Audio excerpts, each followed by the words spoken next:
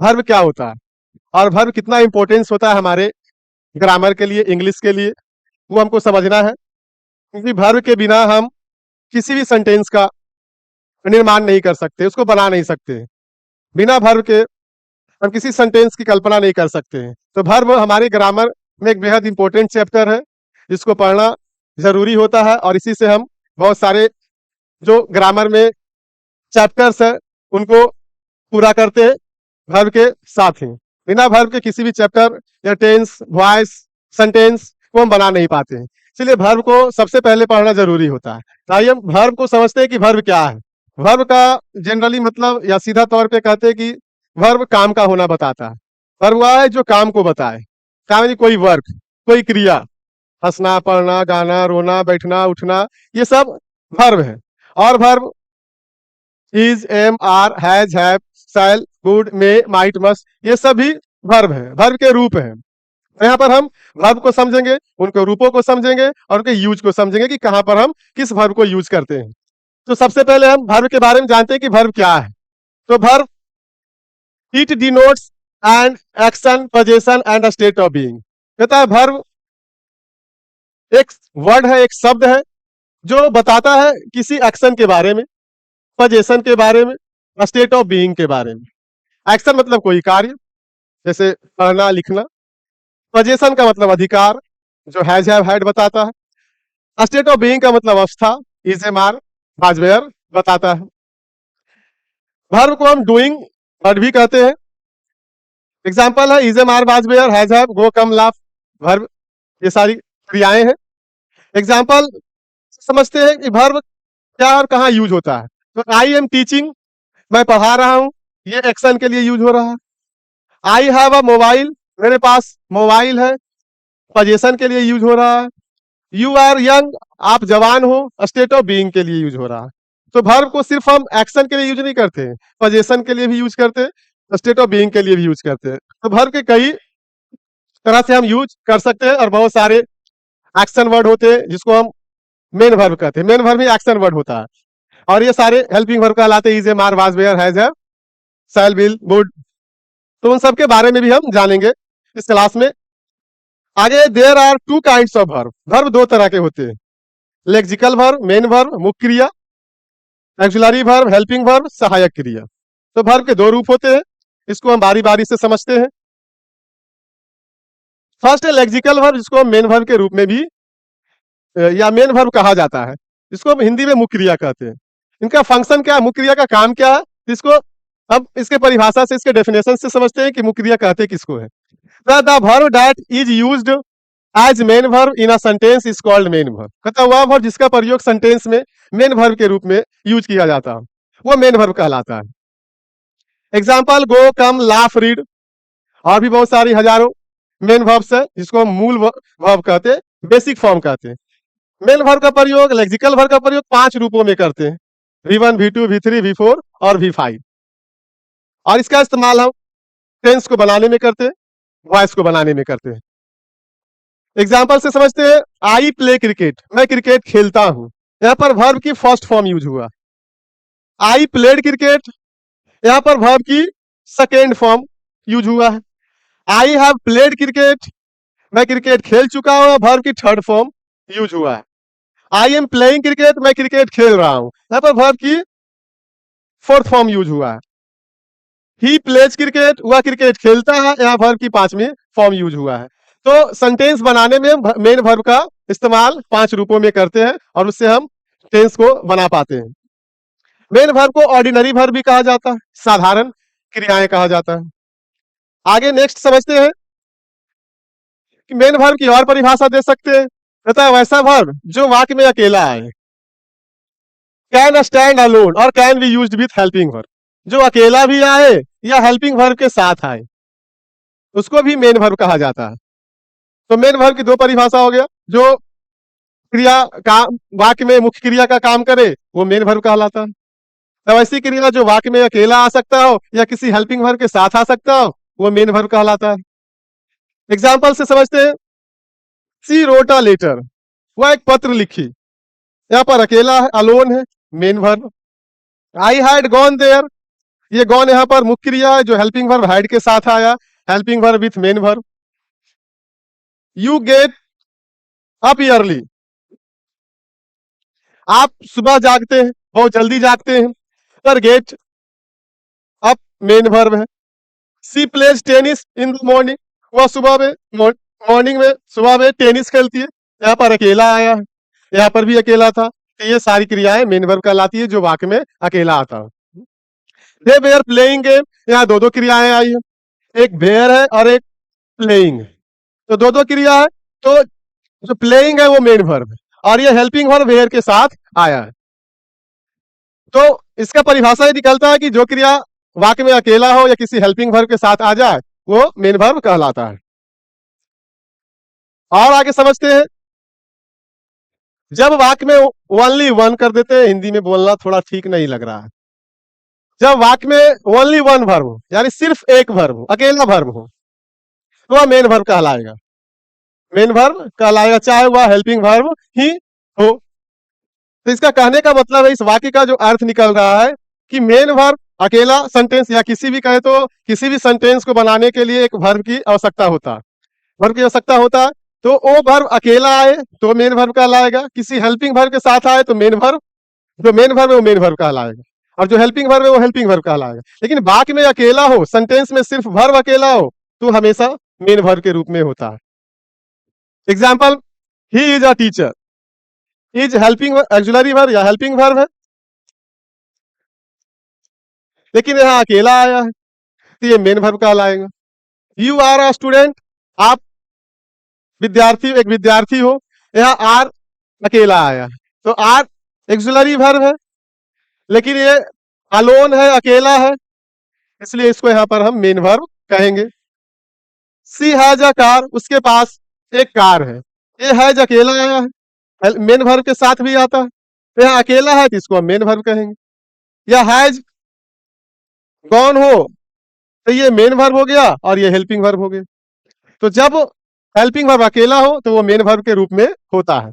I teach you, यहाँ पर direct main verb है जो मुख्य क्रिया का काम करता है, तो ये टीच यहाँ पर मेन वर्ब है। तो इस तरह से वाक्य में जब भी अकेला वर्ब आए, ओनली वन वर्ब आए, तो वो वर्ब मेन वर्ब कहलाता है। नेक्स्ट, जब वाक्य में दो या दो से अधिक वर्ब आए तो लास्ट वाला वर्ब मेन वर्ब होता है, लास्ट वाला वर्ब मेन वर्ब होता है और अन्य वर्ब हेल्पिंग वर्ब होता है या होती है। चलिए कोई बात नहीं, एग्जाम्पल से समझते हैं। आई एम टीचिंग यू, यहाँ दो दो वर्ब है, आई एम भी और टीचिंग भी, तो जो लास्ट वाला वर्ब है वो मेन वर्ब कहलाएगा, जो उसके पहले वाला वर्ब है वो हेल्पिंग वर्ब कहलाएगा। She has been working in this office since 2020, वह इस ऑफिस में 2020 से काम कर रही है, तो यहाँ पर तीन तीन वर्ब आया, हैज बीन वर्किंग, तो सबसे लास्ट वाला वर्ब मेन वर्ब होता, उसके पहले वाला वर्ब हेल्पिंग वर्ब कहलाता है। तो यहां से हम समझ पाएंगे कि जब हमको वर्ब ढूंढना हो, मेन वर्ब ढूंढना हो सेंटेंस में, तब हम उसको कैसे ढूंढेंगे। तो जो सबसे लास्ट में, सेंटेंस के लास्ट में वर्ब होता है, वर्ब में जो लास्ट में होता है वो मेन वर्ब होता है। तो इस तरह से हम मेन वर्ब को सेंटेंस में पहचान पाएंगे, और यदि अकेला हो तो डायरेक्टली मेन वर्ब कहलाता है, उसको कहेंगे हम। There are two kinds of main verb, main verb के दो रूप होते हैं। मेन वर्ब के कितने रूप होते हैं? दो रूप होते हैं। पहला है ट्रांजिटिव वर्ब, सकर्मक क्रिया। सकर्मक क्रिया क्या होती है? तो ऐसा क्रिया जो अपने कार्य को पूर्ण करने के लिए एक ऑब्जेक्ट लेता हो, एक कर्म लेता हो। इसके परिभाषा से समझ लेते हैं। ए वर्ब दैट रिक्वायर्स और needs an object to complete the action is called transitive verb. जो ऐसा वर्ब या वे क्रियाएं जो अपने कार्य को पूर्ण करने के लिए, कंप्लीट करने के लिए एक ऑब्जेक्ट लेता है, उसे ट्रांजिटिव वर्ब कहा जाता है, सकर्मक क्रिया कहा जाता है। एग्जाम्पल, सी प्लेज टेनिस, वह टेनिस खेलती है। तो खेल एक ट्रांजिटिव मेन वर्ब है जो अपने बाद टेनिस ऑब्जेक्ट लिया है, तो ये ऑब्जेक्ट आया इसलिए ये वर्ब मेन वर्ब कहलाया और ट्रांजिटिव वर्ब कहलाया। I have been teaching English for years, मैं सालों से इंग्लिश पढ़ा रहा हूँ। तो मेन वर्ब जो सबसे लास्ट वाला मेन वर्ब, उसके बाद ऑब्जेक्ट, इंग्लिश ऑब्जेक्ट है और अपने कार्य को पूर्ण कर रहा है, तो यहाँ पर इंग्लिश ऑब्जेक्ट हो गया, तो ये सकर्मक क्रिया इसको कहेंगे, या ट्रांजिटिव वर्ब, जो वर्ब अपने बाद एक ऑब्जेक्ट लेता हो उसके उसे ट्रांजिटिव वर्ब कहा जाता है, सकर्मक क्रिया कहा जाता है। ऑब्जेक्ट मेन वर्ब के तुरंत बाद आता है। अगर सेंटेंस में आपको ऑब्जेक्ट पता नहीं चल रहा हो तो आप मेन वर्ब को ढूंढिए और उसके बाद वाला जो भी आएगा वो ऑब्जेक्ट कहलाएगा। एक ही सेंटेंस में दो दो ऑब्जेक्ट भी रह सकते हैं, दो दो ऑब्जेक्ट का इस्तेमाल भी किया जाता है सेंटेंस में। तो उस तरह के सेंटेंस में भी आपको ऑब्जेक्ट ढूंढना हो तो मेन वर्ब को ढूंढेंगे और उसके बाद वाला जो आएगा वो ऑब्जेक्ट कहलाएगा। तो यहाँ टीच मेन वर्ब है, मेन वर्ब के बाद यू ऑब्जेक्ट, उसके बाद इंग्लिश, इंग्लिश भी ऑब्जेक्ट। तो आपको सबसे पहले सेंटेंस में वर्ब को जानना है कि वर्ब कहाँ है, और उस मेन वर्ब के बाद ही ऑब्जेक्ट रहता है, तो आप आसानी से ऑब्जेक्ट को पकड़ पाएंगे और उसको समझ पाएंगे। नेक्स्ट है इंट्रांजिटिव वर्ब, कर्मक क्रिया। तो वैसी क्रिया जिसको अपने कार्य को पूर्ण करने के लिए ऑब्जेक्ट की आवश्यकता नहीं होती है, not required, does not require a verb that does not require और need an object to complete the action. यानी वो क्रिया जिसको अपने कार्य को पूर्ण करने के लिए ऑब्जेक्ट की आवश्यकता नहीं होती है, उसे हम ट्रांजिटिव वर्ब कहते हैं। एग्जाम्पल बीप, लाफ, वॉक, गो, कम एक्सेट्रा। बहुत सारे वर्ब है जो इन ट्रांजिटिव वर्ब को एग्जाम्पल के रूप में यूज किया जाता है, और इनसे कार्य में कोई अर्थ नहीं निकलता है कि हम जो कार्य कर रहे हैं वो किस पर उसका असर पड़ रहा है। जैसे सी वीप्स, वह रोती है, तो क्या रोती है ये पता नहीं चलता, यानी ऑब्जेक्ट क्लियर नहीं हो पाता है, इसलिए इसको हम इंट्रांजिटिव वर्ब के रूप में जानते हैं।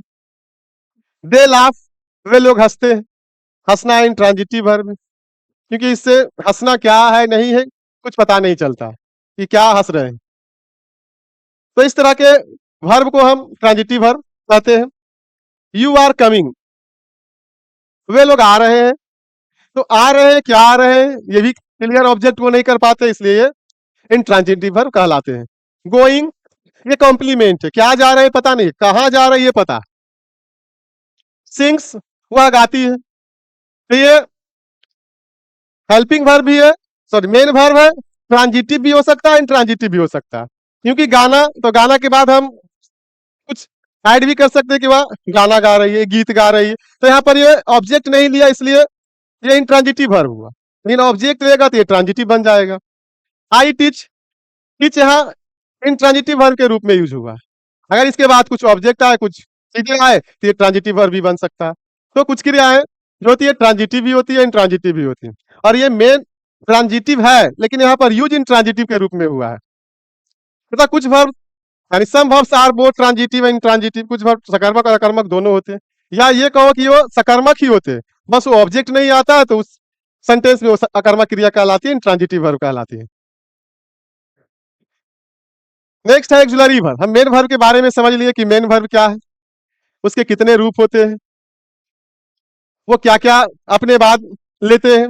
अब हमको समझना है एक्सुलरी वर्ब, हेल्पिंग वर्ब, इसको हम सहायक क्रिया कहते हैं।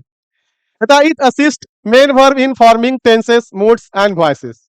तथा वे क्रियाएं जो टेंसेस, मूड्स और वॉइस को बनाने में मुख्य क्रिया की सहायता करते हैं, हेल्पिंग वर्ब कहलाते हैं, या हेल्पिंग वर्ब कहा जाता है।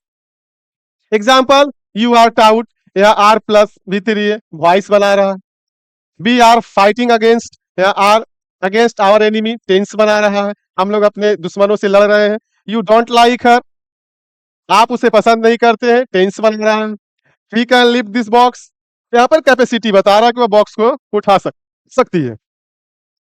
नेक्स्ट, जब हेल्पिंग वर्ब वाक्य में अकेला हो या स्वतंत्र हो तो मेन वर्ब के रूप में होता है, जो हम मेन वर्ब के रूप में जाने पिछले स्लाइड में हम उसको समझे कि मेन वर्ब जो अकेला भी हो सकता है और हेल्पिंग वर्ब के साथ भी आ सकता है। आई एम एन एडवोकेट, मैं एक वकील हूं, यहाँ पर एम अकेला आया है हेल्पिंग वर्ब लेकिन अकेला आया है, तो इसको हम मेन वर्ब के रूप में जानेंगे। सी इज अ गुड गर्ल, वह एक अच्छी लड़की, ये इज है हेल्पिंग वर्ब लेकिन अकेला आया है, तो इसको हम मेन वर्ब के रूप में जानेंगे। हैव मेन वर्ब के रूप में, हैड मेन वर्ब के रूप में, क्यों, क्योंकि ये अकेला आया है सेंटेंस में, इसलिए इसको हम मेन वर्ब के रूप में जानेंगे। अब हेल्पिंग वर्ब के भी रूप होते हैं, थ्री काइंड्स होते हैं, three kinds of helping verb. Main verb के दो रूप होते थे हुए, एक ट्रांजिटिव वर्ब, एक इंट्रांजिटिव वर्ब। और हेल्पिंग वर्ब के भी तीन रूप होते हैं। इसको हम बारी बारी से समझते हैं कि हेल्पिंग वर्ब के कौन से तीन रूप होते हैं। प्राइमरी हेल्पिंग वर्ब, इसको हम to be, to do, to have के रूप में जानते हैं। तो प्राइमरी हेल्पिंग वर्ब में टू बी क्या होता है?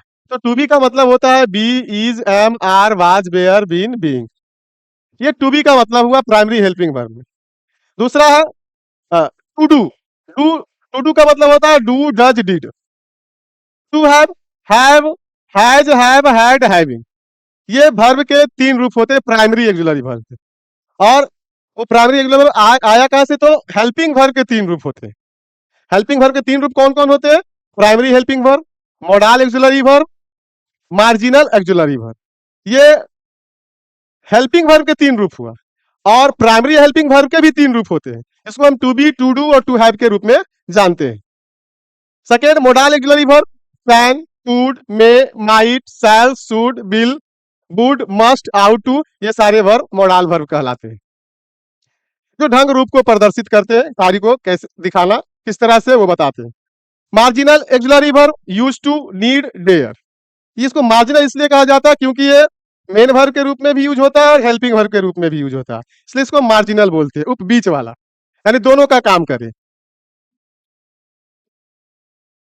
अब हम मोडाल वर्ब समझेंगे क्योंकि हमको यहाँ मोडाल वर्ब के रूप में जानना है। प्राइमरी हेल्पिंग वर्ब का यूज इज, मार, वाज, वेयर का यूज और हैज, हैव का यूज अवस्था और पोजीशन को बताने के लिए करते हैं, जिसका आप इस्तेमाल आप सिंपल सेंटेंस बनाने के लिए करते हैं। जैसे वह एक लड़का, ही इज अ बॉय।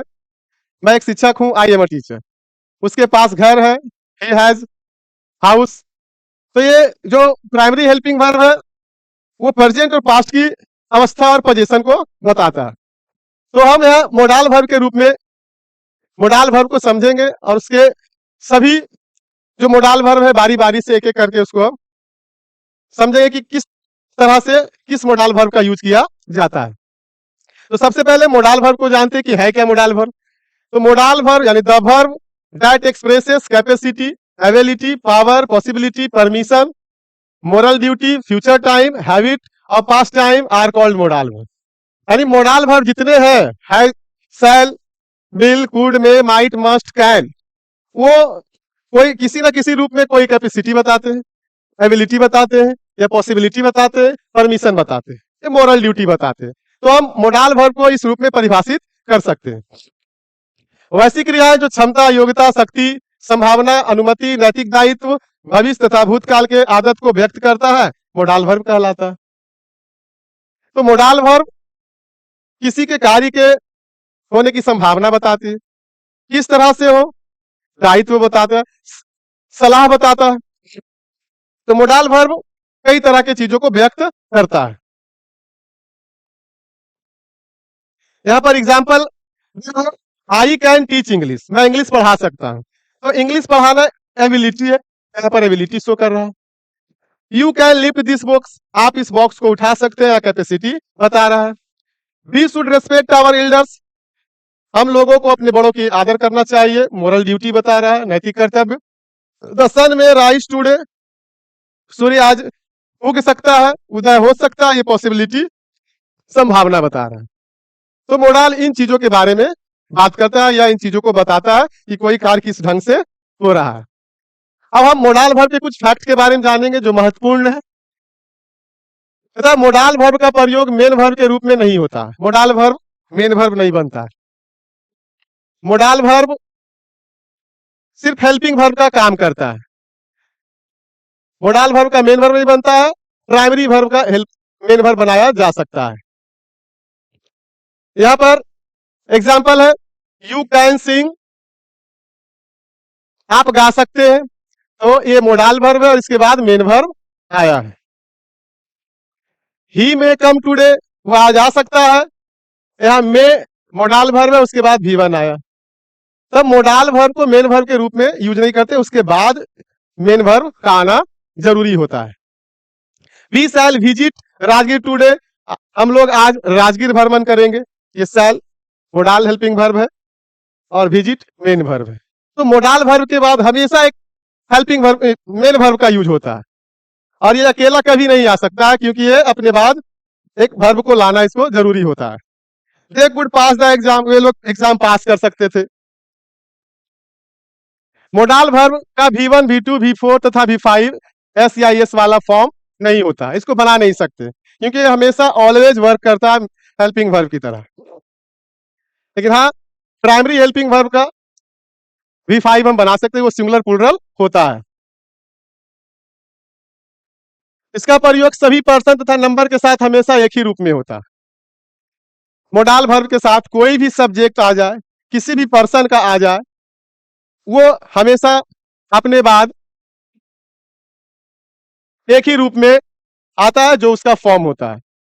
आई के साथ आए तो आई कैन हो, ही के साथ आए तो ही कैन होता है, यू के साथ आए तो यू कैन होता है, दे के साथ आए तो दे शुड होता है, और ही के साथ आए तो ही शुड होता है। तो किसी सेंटेंस का सब्जेक्ट क्या है ये फर्क नहीं पड़ता है, वो जिस रूप में आता है वो उसी रूप में होता है। और इसका V4 V5 नहीं होता तो कैन को हम कैंस कभी नहीं लिखते हैं, मे को मेइंग कभी नहीं करते, मेज कभी नहीं करते, मेड कभी नहीं करते, कुड को कुडेड नहीं करते, कुडिंग नहीं करते, कुड्स नहीं करते, क्योंकि इसका V1 V2 V3 V4 और V5 होता ही नहीं है। आई कैन प्ले चेस, इसका इस्तेमाल हम सिर्फ उसी के ओरिजिनल फॉर्म में वास्तविक रूप में करते हैं, और इसके बाद हमेशा एक V1 आता है। ये आप ध्यान रखना है, क्योंकि परीक्षा में वर्ब भरने के लिए आता है, तो अगर मोडाल वर्ब आपको दिखे या सेंटेंस में रहे तो उसके बाद V1 का यूज होता है। ही शुड गो देयर, उसे वहां जाना चाहिए। तो इस तरह से हम मोडाल वर्ब को किसी भी फॉर्म में बदल नहीं सकते हैं, वो उसी फॉर्म में होता है जिस फॉर्म में उसे। मोडाल वर्ब के बाद मेन वर्ब का फर्स्ट फॉर्म का ही प्रयोग होता है, पिछले वाले स्लाइड में हम बताएं। इसके बाद 2+V1 नहीं आता है, लेकिन प्राइमरी हेल्पिंग वर्ब के बाद 2+V1 आता है और सेंटेंस भी बनता है। यहां देखते हैं सी कैन टू स्पीक, यहाँ टू स्पीक नहीं होगा, यहाँ सी कैन स्पीक होगा, क्योंकि कैन के बाद 2+V1 नहीं आता, सिर्फ V1 आता है। सी कैन स्पीक, ये सही है। ही इज टू स्पीक, ये भी सही है, क्योंकि प्राइमरी हेल्पिंग वर्ब है, और प्राइमरी हेल्पिंग वर्ब के बाद हम 2+V1 का यूज कर सकते हैं। इसका एग्जाम्पल है, मैं जाने वाला हूं,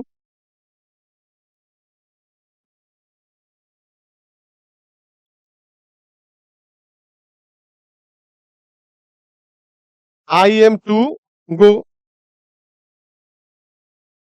वह आने वाला है, ही इज टू कम, उसे जाना था, ही हैज टू गो,